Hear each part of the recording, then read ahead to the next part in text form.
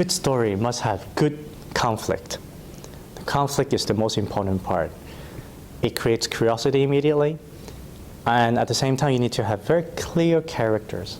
Those characters, if you have 10 characters, people are confused.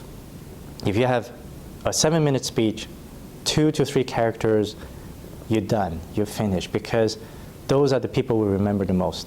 So good conflict, good character, and at the same time, needs to have a resolution to the conflict that makes everything complete. So those are the 3 things I would say makes a good story.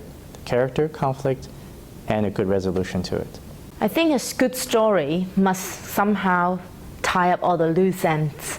You won't have any like, so what happened to that guy? You mentioned it, but you never mentioned him again. So what happened to him? So I would say a good story always have a nice ending that ties up all the loose ends effectively and brings out a message to the audience.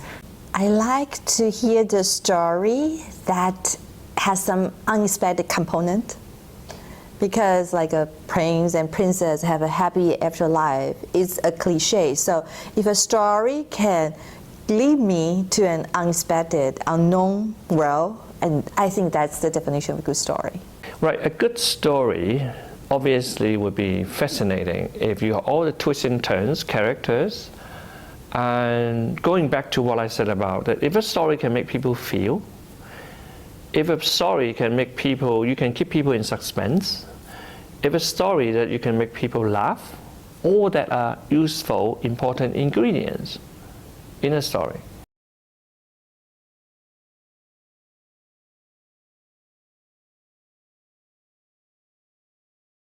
I guess the important thing is whatever you're going to say, always have the core message in mind. And what I do is I'm going to say, for example, I'm going to come up with my story. So you put all the ingredients together, right? Put it into it. And then you're going through them. And then you're going through them, I ask the very basic question. Do I need to give that detail? Is that detail relevant to my core message? Is that detail relevant to the twist in my story? Is that detail would make people feel? Is that detail would be good enough for them to form their own vivid image of what I'm going to say? So, I mean, for anything you put in, we ask those questions. It's a checklist. If either those details or they're not relevant at all, then off they go. And if it is not enough, I need to put in a bit more. So I probably will put in a bit more of how they see, how they hear, and how they feel. So all this about our senses. If I need to make sure the smell would be included, because that would make sense in the story, then I make sure the smell part will be described accordingly. But then of course if we allow in too much detail, then the audience may kind of feel distracted, the audience may feel kind of, what are you going to tell me? Then it's no good. So it's very important that it's always in the right amount. So that's why anything you put in, making sure that you ask yourself those questions. I don't think the detail of the story and then the story message are exclusive. In other words, it's not like you focus more on the detail, then you will lose out the message. Instead, I think the detail actually sometimes enhance the message.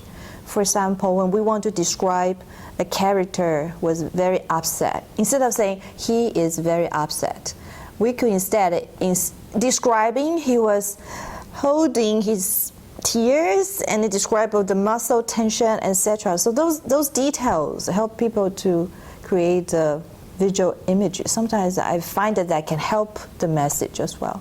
The question itself is very complicated. How you draw the line to make sure that your story will not be overdone and yet it has its own purpose. Take a simple example, Snow White. Now, if you were telling a story about Snow White, what kind of message you want the audience to remember? Do you want to stress on the fact that Snow White is very pure? And in that case, if this is your message, so you will exaggerate the evilness of Snow White's mother, the queen, so as to show the contrast. But on the other hand, if you want to show how the resilience of Snow White, how she combat adversities, in this moment. So you might want to exaggerate the difficulties or the adversities that she encountered as a kind of contrast. So you see that sometimes the details is relevant to your message. As long as the details, they could help the audience to understand your message, they should be included.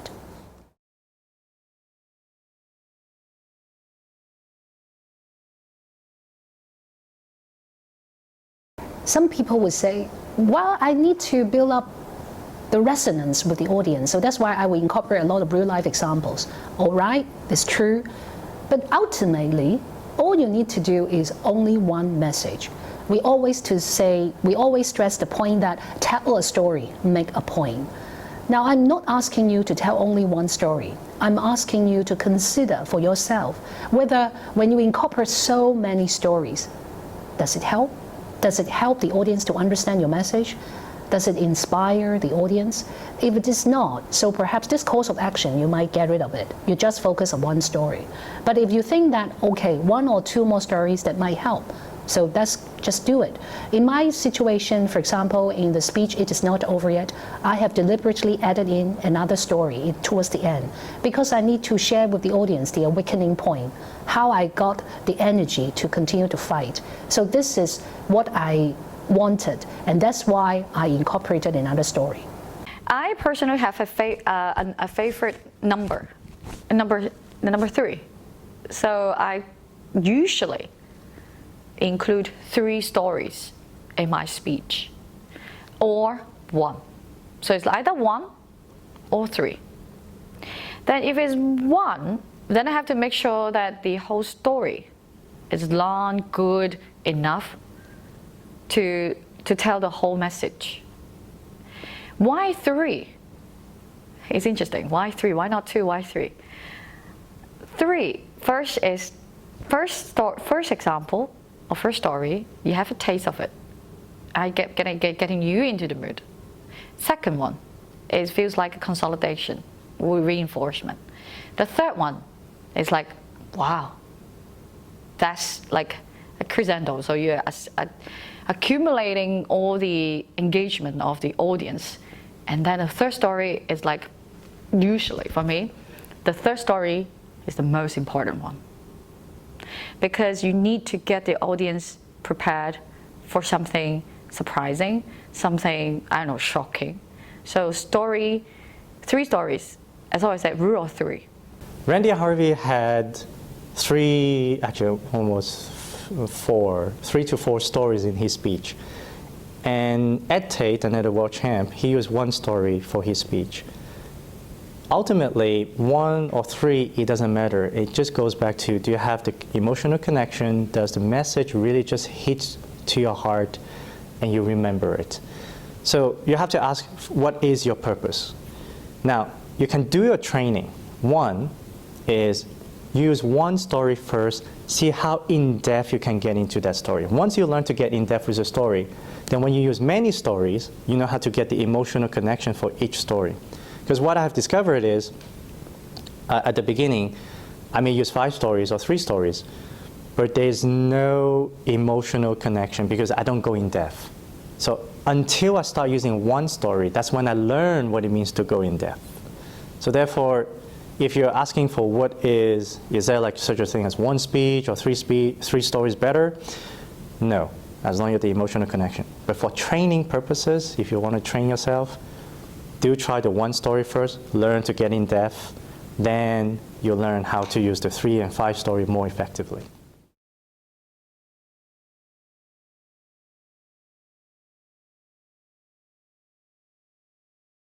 Now, earlier on I mentioned Randy Harvey, I mentioned Lashunda Rundles. There's one particular speech that I love very much because it uplifts me anytime I watched it. And that's Lance Miller's speech. He's titled The Ultimate Question. If you haven't watched it, go watch it. But that speech reminds me that valuing other people and validating other people, according to his words, it's really, really important because when you are communicating, when you're teaching, and when you're trying to bring a better communication to other people, when you validate others, It makes them feel good about themselves and build confidence. So that's one of the messages in prepared speech that I like the most. And especially on a day when I feel really lousy and crappy, I will listen to it to just remind myself that, okay, today I need to give value to these students. I need to uplift them as well. What I remember, one speech I remember is actually belongs to my students. I work with her to get ready for this competition, and it is called To Infinity and Beyond. It belongs to my student called Ivy.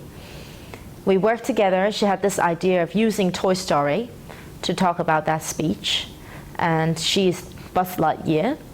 And it inspires me because, not because of the actual speech, but it's because of the speech-making process, to be honest. I remember when we were crafting the speech together, we have this think tank group. That's what we like to call it. We've got the speaker, you got me, and 2 other cheerleaders. One of them responsible for checking with the vocal variety and the speech structure and everything. The other person also comment on content, but at the same time focus more on the stage movements and body gestures. And the 4 of us sat together, and it's like, if you need to do the speech well, she has to get out of her serious comfort zone, being serious, comfort zone, and try to be a bit crazy and act the whole thing out.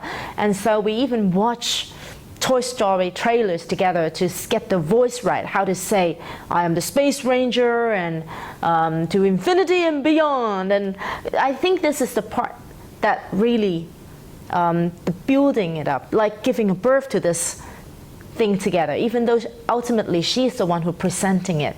And I have to say, she did marvelously. And while she's delivering that speech, I was like sitting at the edge of my seat, it's like, yes, yeah, that's exactly how I would do it. And it reminds me that that's whatever speech that is so successful and so good, there are more people involved than just one. And I always told my students, I think public speaking and being a public speaker, giving a good speech is the fruit of hard work from many people. Not just the speaker. Of course, the speaker himself or herself needs to give it out.